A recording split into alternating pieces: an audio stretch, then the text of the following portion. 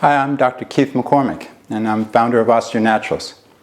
If you're in a difficult situation, anything like I was 12 years ago, when I was totally floored by my diagnosis of osteoporosis, I was frustrated with the medical options being given to me, and totally confused by what nutrition products to take and why, then you'll get a lot out of this three-part video series that I've put together on how to fight osteoporosis through using nutrition. From the way I see it, the more you know about osteoporosis, the better equipped you'll be to make important decisions for regaining bone health.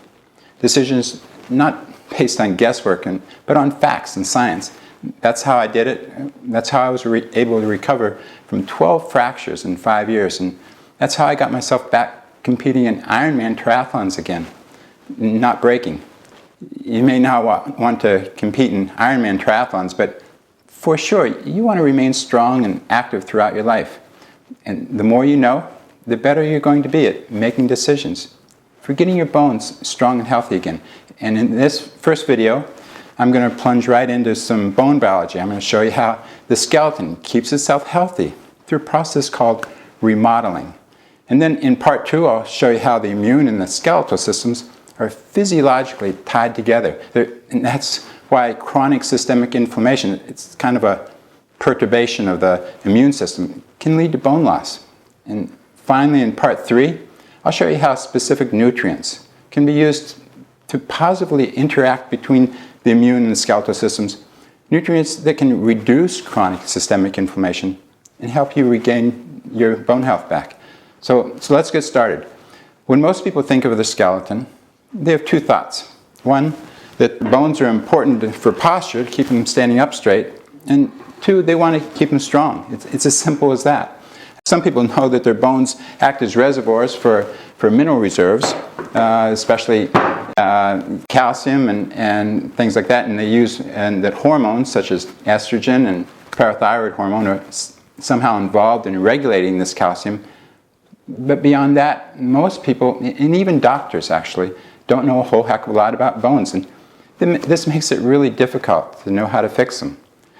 If we look back, take a look here at the pelvis again, and then a little bit closer at the femur, you can see that there's a high ratio of cancellous to cortical bone.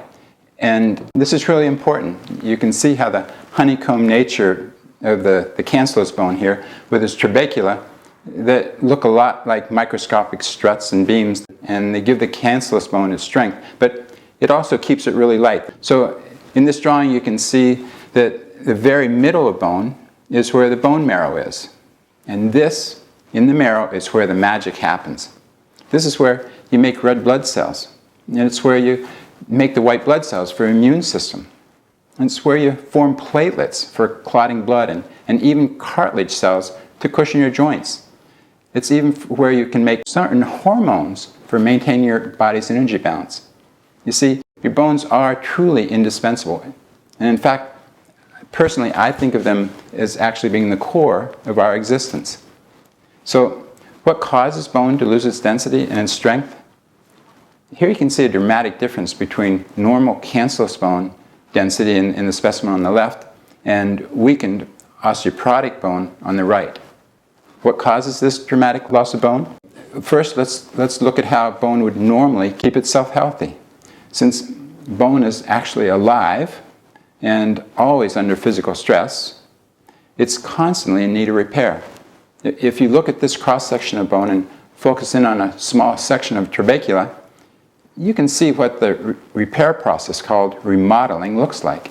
It's where cells called osteoclasts destroy or resorb old bone that's been weakened with microfractures, and then these other cells called osteoblasts come in and form new bone in its place. And there's a third cell type, the osteocytes, and they're embedded in the bone and act as regulators for the whole remodeling process. Remodeling is not only important for bone repair, but it's also the way that the body mines calcium for reserves. Without quick and easy, constant access to calcium, we'd have difficulty contracting muscles and conducting nerve impulses. But remodeling has to stay in balance. If it's not tightly regulated, kept in perfect balance, your bone density will drop. And if the osteoclasts are too aggressive, dig out way too much bone, or the osteoblasts are sleepy, they don't make enough bone to completely fill in these resorption pits, then in either case, there's going to be a net loss in bone. And if this continues for years and years, it will lead to osteoporosis. So let's take an even closer look. When bone is resorbed, the osteoclasts attach themselves to the surface of bone and release two things: an acid to break down the bone and all the minerals, and an enzyme called cathepsin K. That cathepsin K dissolves the remaining soft tissue collagen matrix. As soon as the osteoclasts have finished tearing out the old bone, then the osteoblasts come in and lay down new collagen. And that's shown in this layer here. This collagen will soon become calcified, as you see in this other layer. But first, before the calcification can take place, the osteoblasts must first secrete a protein called osteocalcin. Actually, that protein ends up being a hormone for glucose regulation, but it's also important because it attracts the calcium crystals to this collagen and hardens it into bone. But it also ends up acting like a glue or a toughener agent for it. So osteocalcin is really important. It gives it that extra strength that bone needs to resist breaking. So osteocalcin is extremely important. And before it can actually work, before that osteocalcin can actually attract the calcium and form it into crystals, or even before it can act as a toughening agent, it first needs to be carboxylated or activated by a very important vitamin called vitamin K.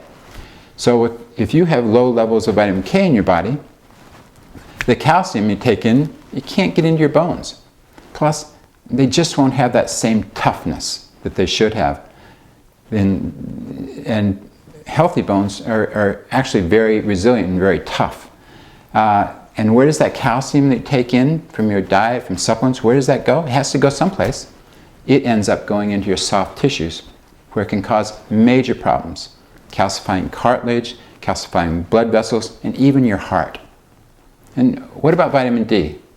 Everybody's been hearing a lot about this because it's very important. It helps you increase your ability to absorb calcium. So the vitamin D helps you bring the calcium into your body, and the vitamin K, through its effect on osteocalcin, helps you put it in the right place into your bones. So how are these osteoclasts activated, and how do they know where to go?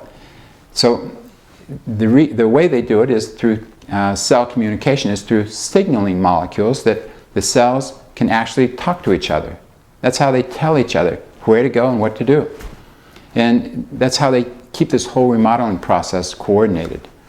So the key to understanding bone biology, the key to understanding osteoporosis, is understanding this signaling molecules, because it's through a confusion of them that bone remodeling becomes uncoupled or unbalanced. The coordination of the bone resorption and formation, it's all lost. And when this happens, you lose bone. So there's several molecules that we'll look at that signal osteoclasts and to tear down the bone. But one of the most important ones is called RANKL, or R-A-N-K-L, and it's released by the osteoblasts.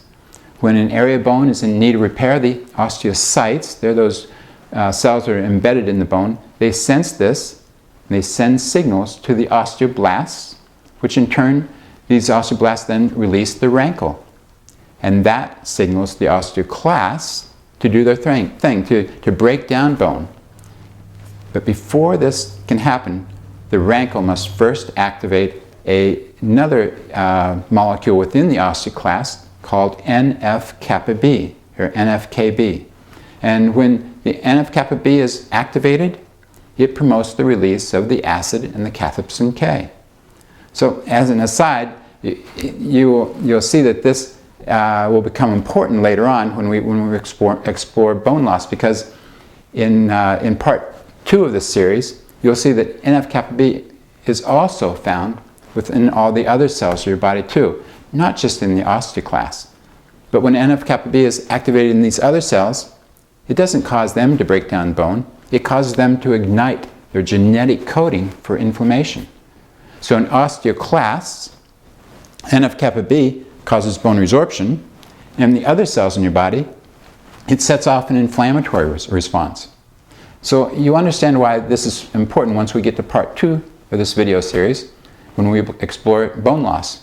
So I just wanted you to know that NF-kappa B and rankle are important proteins that you'll be hearing more about, and which are the keys to understanding what causes osteoporosis.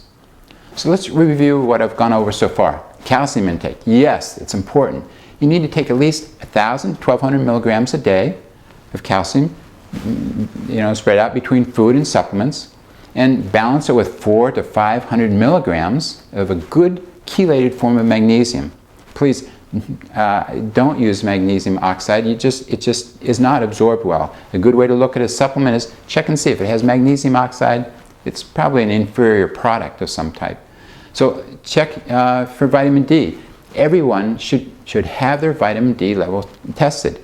And make sure you keep it between 40 and 60 nanograms per ml. That's where you'll get the most optimal absorption of calcium. Vitamin K. Eat lots of green leafy vegetables. That's where you'll get your K. And vegetables are not only a source of K, but a source of alkaline minerals and antioxidants that are really important. You can also get vitamin K in supplements. And in fact, the vitamin K2, it's in the forms of what's called MK4 and MK7. They're the most beneficial for you for building back your bone health. So that's a brief overview of bone remodeling and how your skeleton keeps itself healthy. I hope you'll join me for part 2 of this series, and we'll be talking about chronic systemic inflammation and why it's one of the major causes of osteoporosis. Until then, hope you take care and stay strong. I'm Dr. McCormick.